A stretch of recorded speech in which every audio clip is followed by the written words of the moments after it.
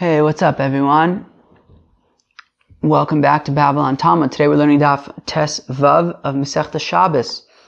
We are continuing to explore these things between Shammai and Hillel. Yesterday we said that there are three places where Shammai and Hillel argue. So we're going to talk about those three places.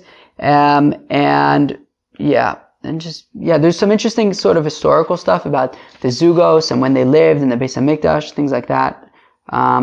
It's a little bit technical at the beginning. There's a few sort of technical, somewhat complicated kind of things, but let's do it.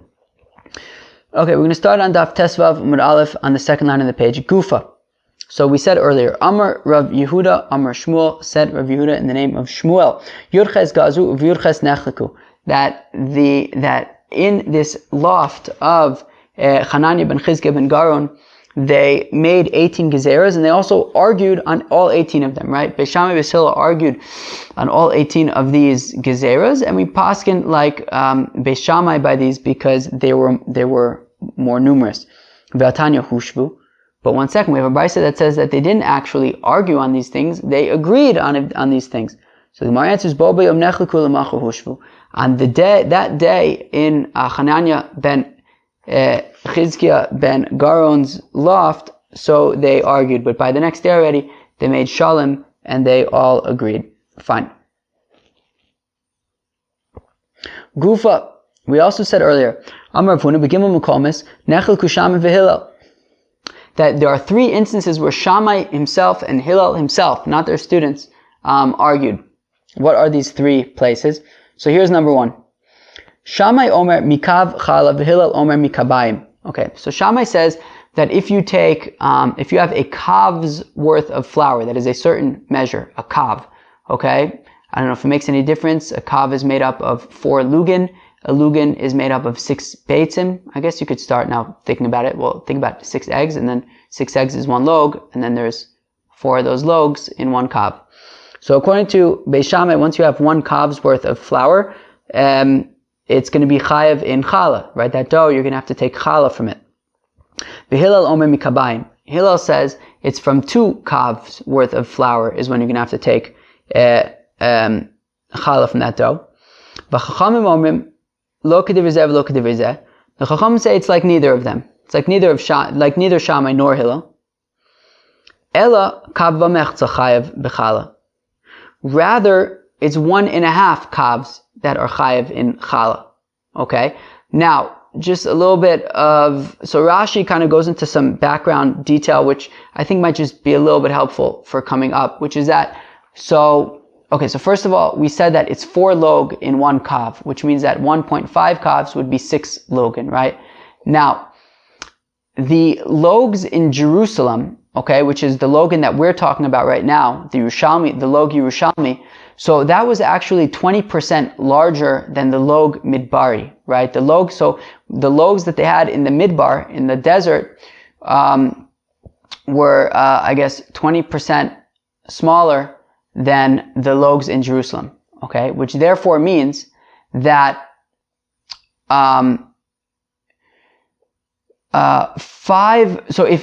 basically if each log of Jerusalem, if each Jerusalem log was 20% larger than each midbar, each desert log, then that means that for every Jerusalem log, you would need 1.2, right? 1.5 of the desert logs, okay? Which means that by the time you have 5 logs of Jerusalem, okay? So that would already be 6 desert logs, right? Because 1.2 times 5 is 6, okay? And then the additional because we're going by Jerusalem logs, so 6 logs, which are the 1.5 kavs that we're talking about, you would have to add an additional 1.2 desert kavs, right? In order to get to 6 Jerusalem kavs, okay? So basically this 1.5 kavs are 1.5 Jerusalem kavs, which are the equivalent of 7.2 desert kavs, okay? And now let's read on in the Gemara, okay? Now, Mishegdilu Amidos, And then in Tzipori, they increased the measures of the Jerusalem Kav by an additional 20%, which means that one Tzipori, I'm sorry, I said the Kav, but I meant the log, right? In Tzipori, they increased the size of the log by an additional 20%, which means that every Tzipori log was equivalent to 1.2 Jerusalem logs. However, nonetheless, the measure of one and a half kavs, which is 6 logan, remains the Jerusalem logs. And therefore, he says, and therefore if you do the math, so 6 Jerusalem logs is equal to 5 Tzipori logs, right? Because each Tzipori log requires, is basically 1.2 Jerusalem logs. So 5 Tzipori logs is going to be 6 Jerusalem logs, and therefore, so when the Chachamim say that 1.5 kavs is chayav in chala, that's basically 6 Jerusalem logan, which is the equivalent of 5 Tzipori logan, and that's what the Gemara says, right? Mishegdilu amidos, once they made the measures bigger, and now a log, right? The Tzipori logs were 1.2 Jerusalem logs, so Amru Chameshes Revaim Kemach Chayavim B'chala. So a reva is a log, because a reva is a quarter, and there are 4 logs in one kav. So there are 5 revas, 5 logan, 5 Tzipori logan are what's chayav in chala, because 5 Tzipori logan are the equivalent of 6 Jerusalem logan, which is 1.5 kavs that are chayav in chala. Shkayach, everybody. Rabbi Yossi Omer, says Rabbi Yossi, hey pturin, hey ve'od chayavin. Rabbi Yossi has some kind of cheshbon where he says that no, 5 of these Tzipori logan would not be enough. You would actually need a little bit more. You would need a little bit more than 5. I'll be honest, I didn't exactly understand his cheshbon, but something about the eggs in the midbar being larger than our eggs, I'll tell you, I'm not really sure what he's talking about. But whatever it is, Rabbi Yossi's cheshbon is that you actually need a little bit more than 5 Tzipori logan in order to be chayav in chala. Okay, fine. Weiter. V'idach. Okay, so that was one example where Hillel and Shammai argue, right? In terms of, do you need a kav or 2 kavs to be chayav in chala? Then now next. Hillel Omer, Milo hin mayim she'uvin poslim es hamikveh shechayav adam lomer b'lashon rabo. So Hillel says that if you have a mikveh, okay, and Rashi says that it's talking about a mikveh that does not yet have 40 sa'ah, right? 40 sa'ah is the amount of rainwater that you need to have in a mikveh for it to be kosher. And once you have that amount of rainwater, then you can add, mayim she'uvim, which is, water that you collected elsewhere. Then you could fill it up, the remainder, with the mayim she'uvim. But so this is talking about before you have, let's say you're working on getting your 40 sa'ah of rainwater. Maybe you have 30 sa'ah at this point. And then what happens? A hin of mayim she'uvin falls in there, poslim samikva, boom, you lost it. You got to start over. How much is a hin? A hin is 3 kavs. And then the Gemara says, Shechayav adam lomar b'lashon rabo. How come Hillel was using the word hin? Hin is a biblical word. Usually we talk about kavs and logan. Why are we mentioning hins? So he says because he heard it from his Rebbe, I believe that was Shmai and Avtalion. So he learned it. Rashi says, "Shechayav adam chulei klomer hin eino lashon mishnah elo lashon Torah el kach shama min pi Shmai v'Avtalion." Boom, because Hillel heard it this way from Shmai v'Avtalion. They used the word hin, so therefore he used the word hin. But he pointed out that he's using the word hin because he's quoting his Rebbeim. Shammai and Hillel, of course, were the last of the 5 pairs, the 5 zugos, and preceding them were Shmai and Avtalion. Shammai Omer Tisha Kabin, whereas Shammai says it's 9 kabin. So whereas Hillel says that 3 kabin will passel the mikvah, Shammai says that 9 kabin will passel the mikvah. Okay? V'chachamim omrim lo k'divrei zeh v'lo k'divrei zeh. Chacham say no. It's like neither of these 2 opinions. Ad sheba'u beis gardim mishara ashba shebirushalayim, until 2 weavers came from the dung gate in Jerusalem. Ve'idu, and they testified mishum Shmaya v'Avtalion, in the name of Shmaya and Avtalion, Sheshlosha lugin mayim shuvin poslim es hamikvah. That it's not, 3 kav or 9 kav. It's actually 3 lugin that will be posel the mikvah. And 3 lugin is 3/4 of a kav, because it's 4 log in a kav. So it's actually 3/4 of 1 kav, that if they fall into the water, into the rainwater, before there's 40 sa of rainwater, it will posel the mikvah. V'kimu chacham es devreim, and the rabbis accepted their testimony. So there you have it. And I guess it would be 3 lugin of mayim shuvim would posel the mikvah. Rashi says, how come we had to point out that they were weavers and that they testified at the dung gate in Jerusalem? And Rashi says something cool. He says in the Dibur Maskil Shnei Gardim Mishara Ashbos, right? He says, Shelo Yimna Adam Atzma Bebeis HaMedrash. They mentioned that they were weavers and that they were coming from the dung gate to show you that nobody should ever hold himself back for whatever reason from going to the Beis HaMedrash. Shein lecha umanus pchusa migarde. You don't have any profession that is lower than a weaver. How come? Shein mamidin mimenu lo kohen gadol lo melech. That you can't have a kohen gadol or a king who was a weaver. And there's none of the gates of Jerusalem are more lowly than the dung gate. How many gates were there in Jerusalem? 12 maybe? I'm not sure. And nonetheless, all of the rabbis in Israel unanimously accepted their testimony. Even though they were weavers and even though they were coming from the dung gate, they accepted their testimony. So therefore we see that nobody should ever hold himself back from going to the Beis HaMedrash because he thinks that maybe he's not great enough. No, even these 2 weavers from the dung gate, they were significant enough that we paskin halacha like them. Weiter. Ve'idach, what is the 3rd place where Shammai and Hillel argue? It is the first Mishnah of Masechta Nida. Shammai Omer Kol Anoshim Dayan Shaitan. Shammai says that when it comes to women, if they see period blood, so they can assume that they are Tamei Nida from that point and on. And any tyrus that they were, touching before this point, right? If they were touching Truma or whatever, it's fine. They can assume that they were Tahor up until the time that they saw Dam. V'Hillel Omer, and Hillel says, Mipkida lifkida, v'afilu liyamim harbe. Hillel says, no, if a woman sees Dam now, then she has to be besafek all the way back to the last time that she did a bedika, that she checked to see if she was a nida, and that could even be a long time, it could be a week ago, whatever it is. And then any tyrus that she touched within the last week, or since, the last time that she did a bedika, that she checked to see if she's a nida, all that tyrus we would be tole, right? Basically, we would be besafek if it's tamei or not, and we wouldn't eat it, and we also wouldn't burn it. Okay? And the Chachamim say, lo k'divrei zeh v'lo k'divrei zeh. It's not, purely like either one of these opinions. It's actually a combination of the two. Ela me'eis le'eis mima'etas aidei mipkida lefkido, mipkida lefkida mima'etas aidei me'eis le'eis.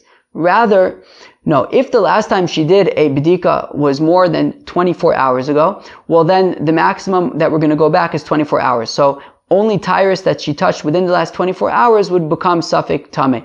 And if within the last 24 hours she did a bedika and she didn't find any dam, well then it's only going to be from that bedika and on. We're not going to say go back 24 hours if she knows that within 24 hours she was definitely tahor. So those are the 3 places where Shammai and Hillel themselves argue. V'suleka, there are no other instances. V'a'ika, Hillel omer lismach, v'Shammai omer shelo lismach. What about the machlokas between Hillel and Shammai regarding if you bring a korban, a neder or nedava on Yom Tiv, right? What if you said I'm going to bring a korban and you're good to your word, and you bring a korban and you bring this korban, but it is Yom Tiv. Do you do smicha? Smicha is leaning on the animal before you kill it, before you shecht it. So do you lean on it or not? So Hillel says yes, Shammai says no. So there we go. There's another machlokas between Shammai and Hillel. So my answer is Kikam Rav Huna Heicha Deleka Plugta Dirav Vivasa Ba'adayu. So the Gemara answers that when Rav Huna says that there are 3 instances where Hillel and Shammai argue, he's not taking into account instances where they weren't the first people to argue about it, where even people earlier than them were arguing about that. Apparently already back by Yossi ben Yoezer ish Tzreida and Yossi ben Yochanan ish Yerushalayim, the first of the Zugos, they were already having this machlokas about do you do smicha or not. So therefore, it's not purely their machlokas between Hillel and Shammai, and therefore it's not counted. V'ha'ika habotzer legas, Shammai omer huchshar, Hillel omer lo huchshar. What about the following case, which is if you harvest grapes, and when you harvest them, you put them immediately into the wine press, okay? And then in the wine press, some of the juice from the grapes gets out of the grapes, and they touch the grapes. The question is, will this liquid be machshir the grapes to now be able to be makabel tumah? Because as we spoke about in the past, right? Once mashkin gets on, I believe that there are 7 types of mashkin, I believe. I think that's the yad, shachat, dam, right? Yud is yain, dalet is dam, shin is shemen, ches is chalav, beis is, oh no, one second, shachat. Tes is, what's tes? Tchina? No, I'm just kidding. Okay, I don't know, ches isn't coming to me. And then dam would be, I don't know, dam, dvash maybe, and the mem would be mayim. So the only one I can't remember is the tes. Okay, seder. So I can't remember the tes. What are you going to do? In any event, if wine, although it's probably going to be driving me nuts until I remember it, but if wine gets on so if any of the grape juice gets on these grapes, so the question is, will it be machshir these grapes to be makabel tumah? Because as we said the other day, the mashkin are only going to be machshir the food to be makabel tumah if you want this mashkin. And here you don't want the mashkin to come out because you're going to lose it, right? If you put it into the wine press and you're just harvesting and you put it to the wine press, so any mashkin that comes out from the grapes is just going to fall out the bottom of the wine press right now. So therefore you don't want that. So Beis Shammai says that it will nonetheless be machshir the grapes to now be able to be makabel tumah because there are times when you might have a wine press that you have sealed with pitch. And if you seal it with pitch, then the juice will not fall out the bottom because it's been sealed, in which case you do want the juice because that's juice that you're going to be using for grape juice. So because of that, it will be machshir the grapes to be makabel tumah. V'hillel omer lo uchshar. Right? Hillel says that no, it's not going to be machshir the grapes to makabel tumah. So we see another machlokas between Hillel and Shammai. So bar minei de'ahi de'asam shasik leHillel l'Shammai. We're not counting that case because over there Hillel apparently admitted to Shammai that Shammai was right. Weiter. Okay, so we had this brisa yesterday that said that Yossi ben Yoezer ish Tzreida and Yossi ben Yerushalayim ben Yochanan ish Yerushalayim made some gezeres. Then we mentioned Shimon ben Shatach made gezeres. Hillel and Shammai made some gezeres. So now we're actually going to go through that brisa and discuss these gezeres that they made. And there's actually some cool, interesting historical Beis Hamikdash kind of things that we're going to look at right now, which is kind of cool. So Yossi ben Yoezer ish Tzreida, Yossi ben Yochanan ish Yerushalayim gazru. So as Rashi calls them Yossi v'Yossi, I will call them Yossi v'Yossi to save the mouthful of saying Yossi ben Yoezer ish Tzreida and Yossi ben Yochanan ish Yerushalayim. So Yossi and Yossi, they made the gezeras of Tuma al Eretz Amim and on Klei Zechuchis, right? That if you take a clod of dirt from out of Israel, that dirt will be posel truma, I believe we said. And also that klei zechuchis, a glass, is able to be makabel tumah and things like that. So, v'harabanan d'shmonim shana gazur. The Gemara says, 1 second. Yossi and Yossi were not the ones to say that dirt from chutz la'aretz is posel truma. The rabbis of the 80 years are the ones who made that gezerah. Let's see what we're talking about. The Amar of Kahana. The Rav Kahana said, Kishachala Rabbi Shmuel Rabbi Yossi, that when Rabbi Shmuel, the son of Rabbi Yossi, that's Rabbi Yossi HaKohen, the Tana, who was the student of Rabbi Yochanan ben Zakkai, when Rabbi Shmuel Rabbi Yossi got sick, Shalchulo, they sent him, Rabbi, Emor lanu beis v'gimel dvarim she'amart mishum avicha. Please tell us 2 or 3 things that you said in the name of your father Rabbi Yossi. So Shalach Loim, so Rabbi Shmuel Rabbi Yossi sent to them. Kach Amar Abba, this is what my father said. Kuf Pei Shana Ad Shel Chariv Habayis Pashta Malchus Arshal Yisrael. That's very interesting. 180 years before the Beis Hamikdash was destroyed. So I guess that was 110 years before the Common Era. The Romans invaded or went into Israel, and they started to take over there, make the rules. Pei Shana Ad Shel Chariv Habayis, 80 years before the Beis Hamikdash was destroyed, so I guess 10 years before the Common Era. Gazru Tuma al Eretz Ha'amim Val Klei Zchuchis. 80 years before the Beis Hamikdash was destroyed, the rabbis made a gezerah that dirt from outside of Israel will be posel as a truma.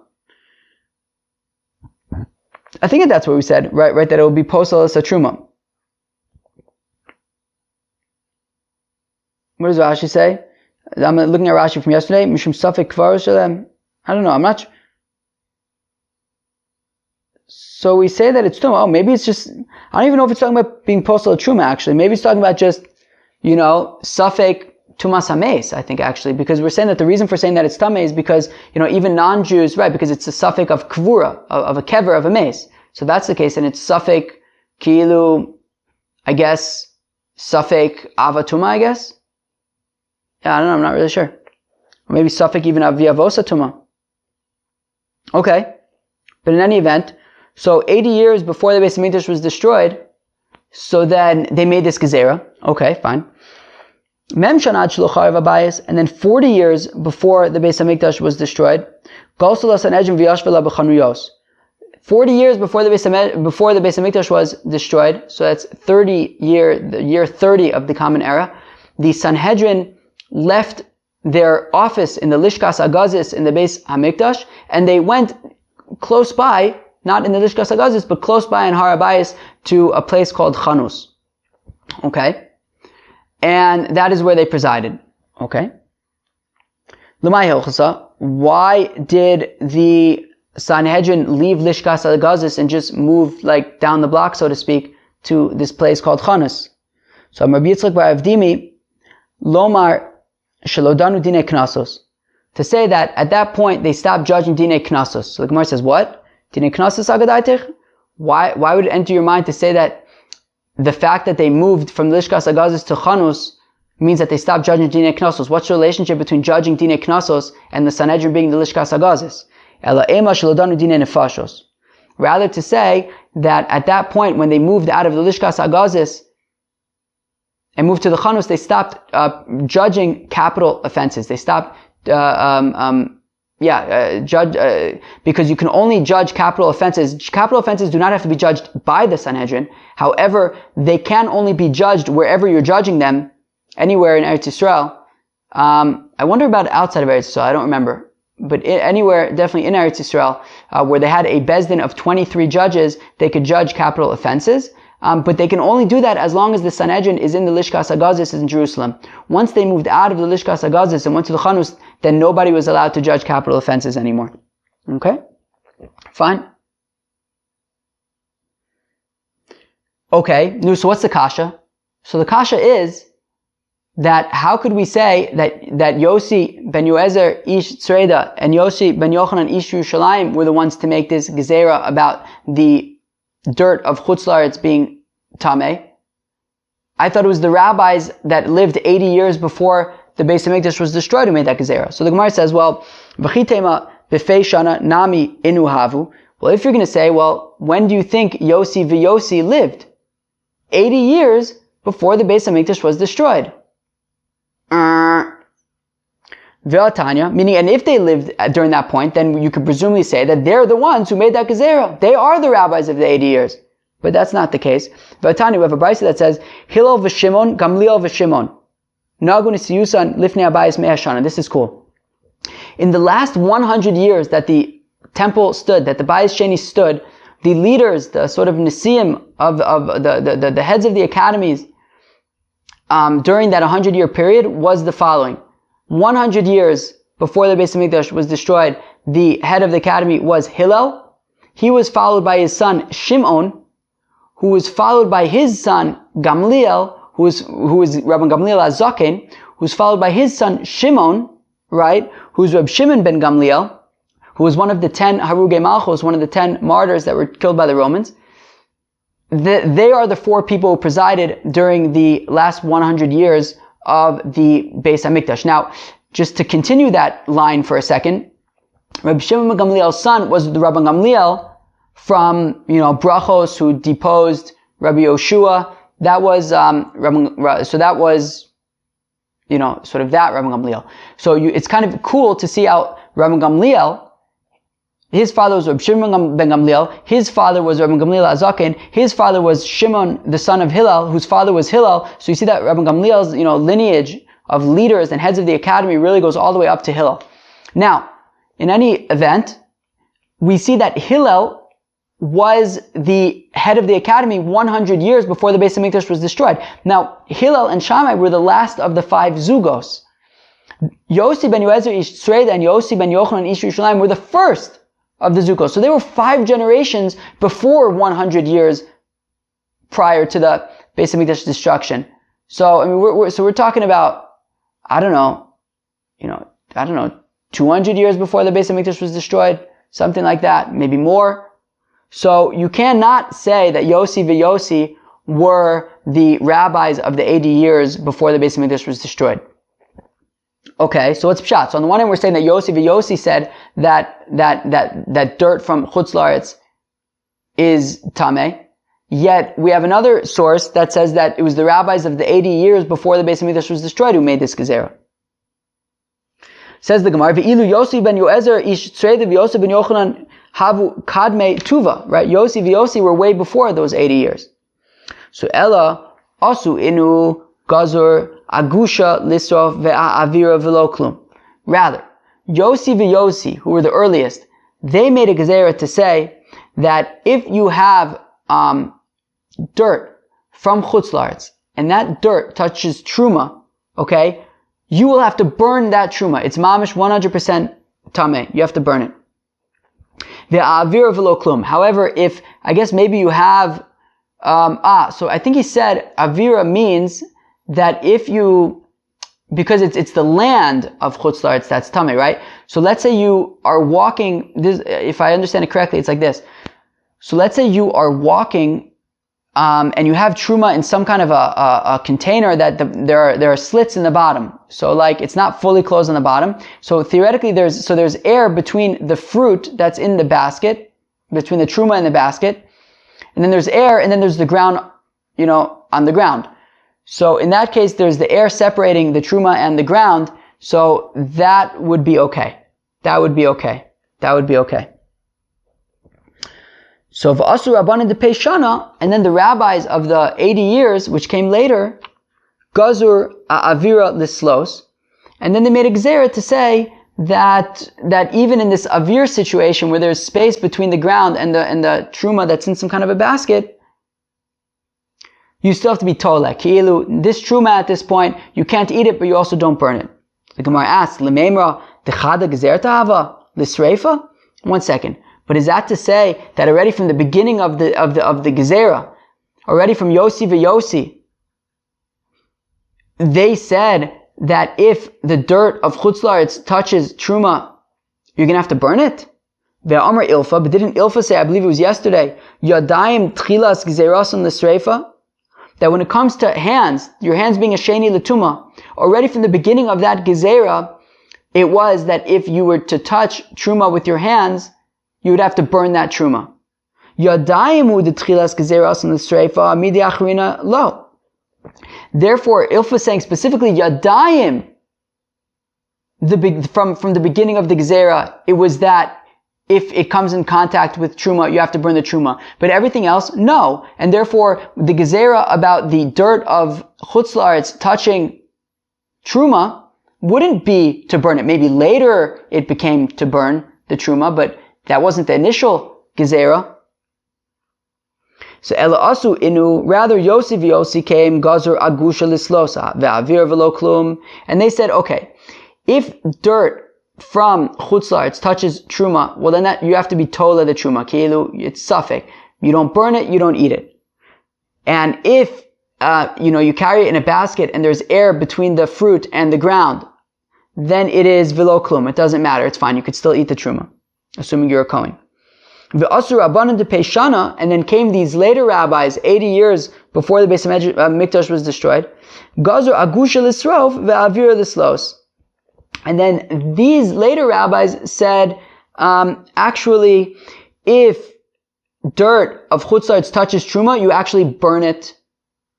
And if there's air between the fruit and the ground, you have to assume that it's suffik tuma, and you don't eat it and you don't burn it. Okay, fine. But the Gemara asks, Ve'akati, but we're still not satisfied. Be'usha gazur. 1 second. This gezerah about dirt of chutzlaretz touching truma, and then you have to burn the truma, that actually was established in Usha, which, as Rashi points out, was Kama Shanim Achar Churban, which was several years even after the Beis Hamikdash was destroyed. So there was actually three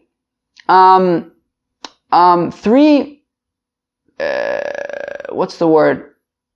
Not applications, but whatever. There were 3 times that this gezerah was made, right? There was the initial 3 implementations maybe of this gezerah. There was the initial implementation by Yossi v'Yossi. There was the later implementation by the Rabbanan, Rabbosenu, Rabbanan Deshmonim Shana. And then there was a 3rd implementation, which was of the rabbis in Usha, which was after the Beis Hamikdash was destroyed. And each one, the gezerah was slightly different. And we're saying that it was only once the gezerah was made in Usha, which was the latest of them, that they established that when the dirt of chutzlaretz touches the truma, you're going to have to burn it. So therefore, don't tell me that it's the Rabbanan of Shmonim Shana that said that when the dirt touches the truma, you're going to have to burn it. Ditnan, as we learn in the Mishnah, al vav sfeikis sorfines truma. There are 4 suffix that you actually burn truma. Okay, generally if it's a suffix by truma, so then we would be tola. We would say that you don't burn it, but you also don't eat it. But there are 4 suffix that you actually do burn the truma l'maaseh. Al suffix beis hapras. The first suffix is a beis hapras. This came up in brachis. Who remembers what a beis hapras is? A beis hapras is a field that had a dead body buried in that field. And then you plow the field. And it's like, whoops. Now this dead body could be anywhere in the field. So the entire field has a status of suffik tuma. So if you were to walk across that field with truma, so then there's a question, maybe you walked over the grave. And by doing so, you made the truma tameh. So you burned the truma in that case. Val suffik offer abba min me'eretz amim. And this is our case. And the suffix of dirt that comes from chutzlaretz, that in that case there's a suffix of maybe it's tamei tumas ames, and if it touches truma, so then we have a suffix if it's tamei or not, we burn the truma. Val suffix bigdei ama aretz, and also on the suffix of the clothing of an Amma Aretz, because we're concerned that maybe his wife was a Nida and she sat on them, in which case it would be Tameh.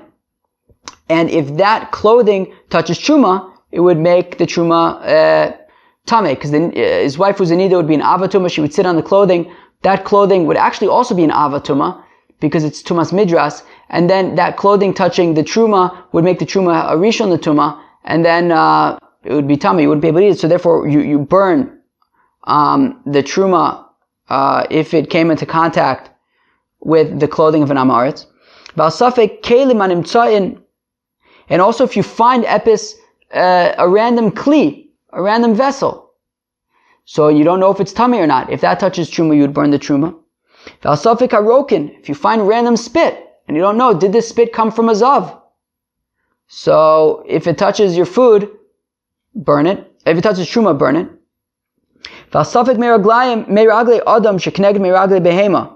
Okay? And also if you have pish of a person that is right opposite the pish of an animal, and I guess that urine of an animal is tameh, I guess. So now you're besafek if this urine that's opposite the animal urine is human urine, which I guess wouldn't be tameh, or if it's animal urine, which it is tameh.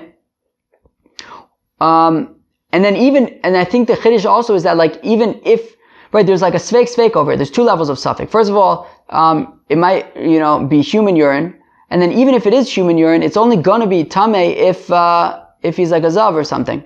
And still we're saying that you have to burn the truma. Okay, we say al vadai maga'an val suffik tumasan, meaning if you certainly touched any of these things, right? So by certainly touching any of these things, it makes them a suffik tuma, right? Meaning, let's say your truma definitely touched, dirt from chutz la'aretz. So then it's besafek whether they're tummy or not, because you know for sure that it touched the dirt, but the dirt is a suffix if it's actually tummy or not. So nonetheless, we're saying sorfinis truma, you nonetheless burn the truma. Rabbi Yossi Omer says, Rabbi Yossi af al suffik maga'an b'rshus hayachid sorfin. So even if you're not sure if you touched it, right? So let's say, so in general, we mentioned this a few days ago by a Carmelist, right? That suffik tuma in rishus hayachid is tameh, suffik tuma in rishus harabim is tahor, right? So Rabbi Yossi is saying that in this case, even if you're not sure if these things touched, right? So you have truma, and let's say you have dirt from chutz la'aretz, which is a suffix if it's even tummy in the first place. And not only that, we now have an additional suffix, which is that we're besafek if this dirt even touched the truma in the first place. And we're saying if it's b'rshus hayachid, right, Rabbi Yossi is saying you still have to burn them. You still have to burn them. You still have to burn the truma. Even though it's a sveika. V'chacham mom b'rshus hayachid tolin, b'rshus harabim tahorin. Chacham say, I assume in this case where we're besafek if it touched or not, so in Rishus HaYachid, you would be tole, i.e. you wouldn't burn it, but you wouldn't eat it, and in Rishus HaRabim it would be tahor because it would be, I guess, suffik, in this case even a sveika of Tumah and Rishus HaRabim. Meaning in general we would say suffik Tumah and Rishus HaRabim is tahor, but I guess this case is different because also in general we would say that suffik Tumah we wouldn't burn truma, and here we're saying to burn it, but I guess in this case where it's a sveika, not only is it a suffix about if it's actually tamei, we're also besafek if you even touch it in the first place, so in that case the Rabbanan would say that in Rishus HaRabim it's tahor. Ve'amar Ula, and Ula said, Elu vav sveikes be'usha eskinu, and Ula said that these 6 suffix that we just mentioned were established in Usha. Nu, so what do we see, friends? What do we see? Even if you got lost for a second now, snap back into it. What do we see? Here's the point. The point is that this thing, that if dirt from chutz la'aretz touches truma, you're gonna have to burn the truma, that only came into place in Usha, which was several years after the Beis HaMikdash was destroyed.